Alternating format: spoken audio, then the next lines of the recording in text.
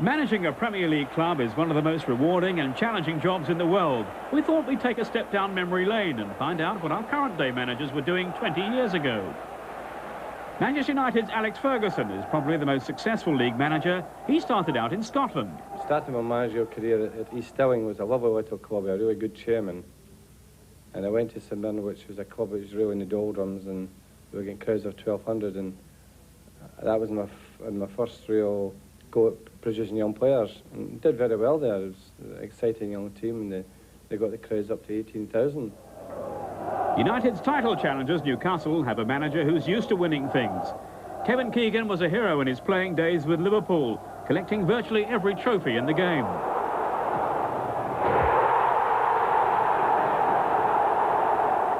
Liverpool are hoping to return to the glory days under Roy Evans. He's been at the club now for 30 years. Evans never really made the grade as a player, but as a coach he had an outstanding tutor in the late legend Bob Paisley. Tottenham's Jerry Francis began his playing career with Queen's Park Rangers and in 1976 became England captain, a role he held for 8 internationals. Meanwhile, Glenn Hoddle, who's the youngest Premier League manager, was making his playing debut for Spurs in 1976 and was to become a Tottenham idol. Hoddle's England colleague Ray Wilkins was capturing the headlines as a teenage sensation at Chelsea, this before moving on to the likes of Manchester United and Milan. Colin Todd, struggling with Bolton this season, was also an England international who was a member of Brian Clough's championship-winning team, Derby County.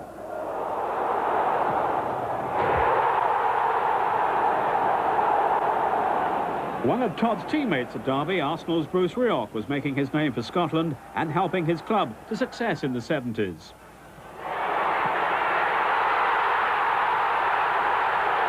It was at Highbury, meantime, where Alan Ball was making an impression. Marvellous club to play for. They treated me as well as any club could possibly treat a player. I had 6 good years there.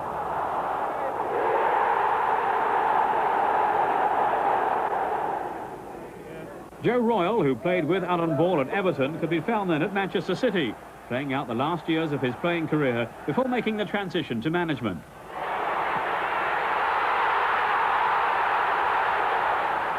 Southampton appointed Dave Merrington as manager last summer, but in 1976 he was forging his coaching career at Burnley. Wimbledon's fiery manager Joe Kinnear is almost unrecognisable in his days with Brighton and Hove Albion. Big on fashion in those days, Joe. Blackburn Rovers' Ray Harford was spending his time working as a youth team coach at Colchester United. His son, pictured with him here, followed him into professional football at Blackburn. Howard Wilkinson of Leeds United was experiencing early success as player manager with non-league Boston United. He was seen here winning his first trophy. Coventry's Ron Atkinson is the longest-serving manager and in the mid-70s was in charge of Cambridge United in the lower divisions. 20 years ago, Middlesbrough manager Brian Robson was a potential world-beater at West Bromwich Albion. This before finding fame and fortune with Manchester United and, of course, England too. Sheffield Wednesday's David Pleat, meantime, was spending his first spell with Luton Town. Harry Redknapp, the West Ham manager, could be found down on the south coast, playing for Bournemouth. Nottingham Forest manager Frank Clark was playing for his boyhood heroes Newcastle 20 years ago, before finding success at Forest. And finally, League Cup winners Aston Villa have found success this season under new manager Brian Little. And here's something to leave you with. This little goal in 1977's League Cup final brought the trophy to Villa. In the same season, Manchester United beat Liverpool in the FA Cup final by 2-1. And that season ended with Kevin Keegan winning a league championship trophy. I wonder, could history be repeating itself this season?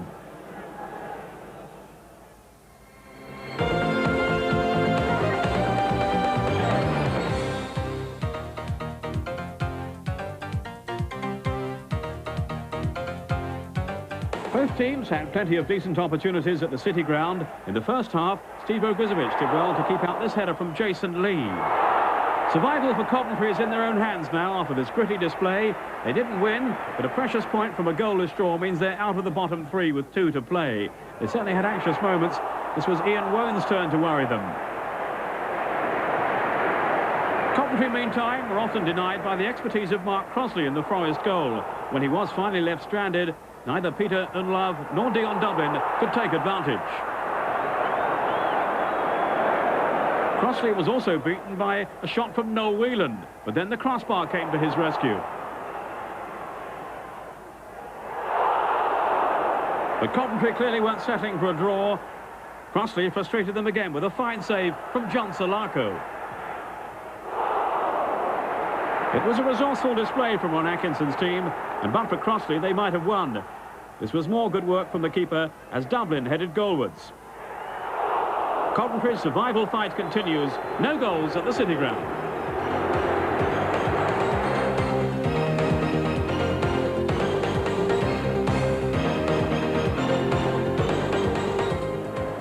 Another win would have made absolutely certain of Sheffield Wednesday's Premier League status, but they were deprived of that by a Chelsea side who might have won with better finishing. This was an effort that John Spencer had cleared off the line by Peter Apperton. Dimitri Karin is back in Chelsea's goal after a spell out of favour, and he pulled off some blinding saves. He didn't need to, though, when Reggie Blinker squandered this excellent opening for Sheffield Wednesday. The Russian Karin, though, was at his brilliant best to deny Mark Pembridge a goal, as the Welshman sought to atone for his glaring miss last weekend against Manchester City. Chelsea remained a threat throughout. Mark Hughes came close to scoring, Kevin Pressman tipping his effort onto the crossbar. Wednesday still need one more point to be 100% certain of staying up. It was nearly 3 for them in this game, but Karin was again the master as David Hurst pounced in front of goal. 0-0 at Hillsborough.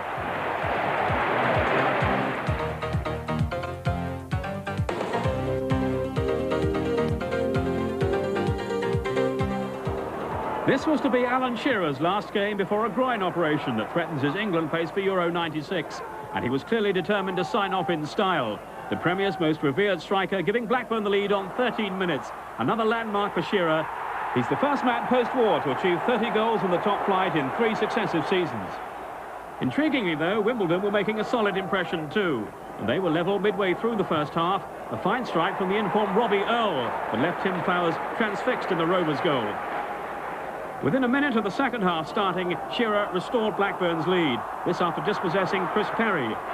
It's his 37th competitive goal this season. But while Wimbledon might be free of relegation worries now, they're never short on fighting spirit, and they pulled it back to 2-2 almost instantly. Marcus Gale with the finish this time from an Efani Koku cross. The last word there was Blackburn's. Their push for Europe galvanised by a winning goal just before the hour. Graham Fenton on again as a substitute, pressing his claims for a starting place after Neil Sullivan had spilled a shot from Billy McKinley. 3-2 to Rovers. They're up into 6th place now.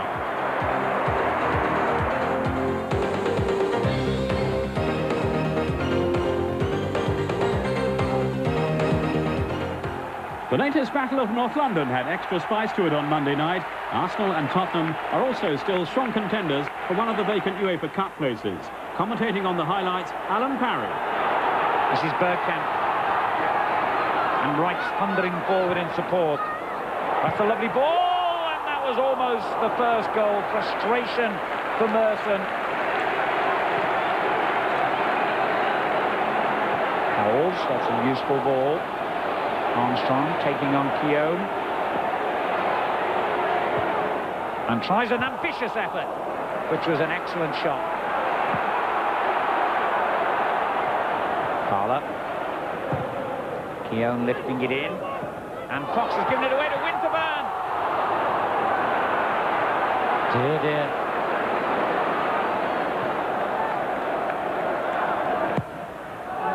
Really hammered that one in, and it's come to Marshall. Oh, off the line.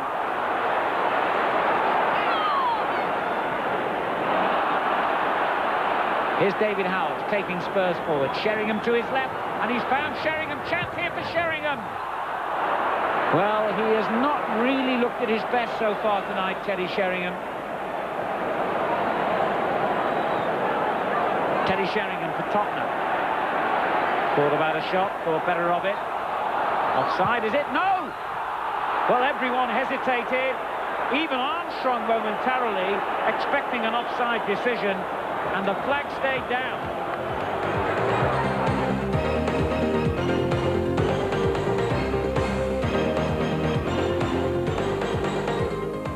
Not a vintage match this between two teams with really only pride to play for, but one which poor Gary Charles of Aston Villa will remember for the rest of his life after suffering a most horrific injury. The early signs had looked good for Villa. First, Mark Draper unlucky with this shot. Then on 26 minutes, Villa took the lead through Paul McGrath. A decisive finish from the veteran defender to a corner from fellow Irishman Andy Townsend.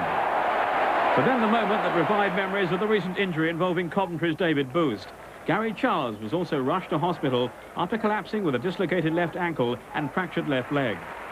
Villa manager Brian Little admitted later it was hard for his players to motivate themselves after Charles's injury. And the game really only came to life in the last few minutes when West Ham brought on the young Portuguese star Danny. With his first touch, he released Tony Cottee for the equalising goal. 1-1 the final score. The news of Charles is that he's likely to be out of action for about a year. But the club are hopeful that the injury won't be career-threatening.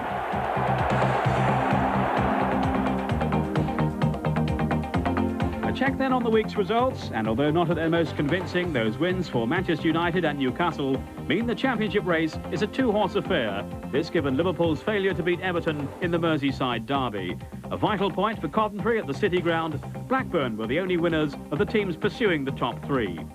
Manchester City have now dropped back into the bottom three and must be fearful of their final games against Aston Villa and Liverpool. City are level on 34 points with Coventry and Southampton, all three with 2 games to go. Below them, the survival odds are shortening now on Bolton and Queen's Park Rangers.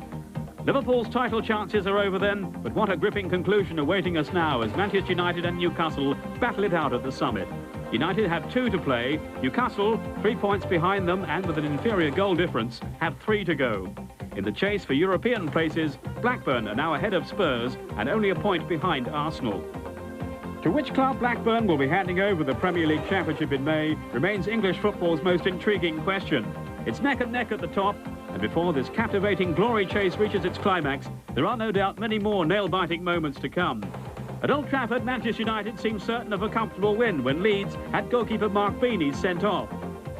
But stand-in Lucas Radeby frustrated them time and again before Roy Keane finally beat him to preserve United's slender advantage. The 1996 title hunt is destined for another pulsating finale.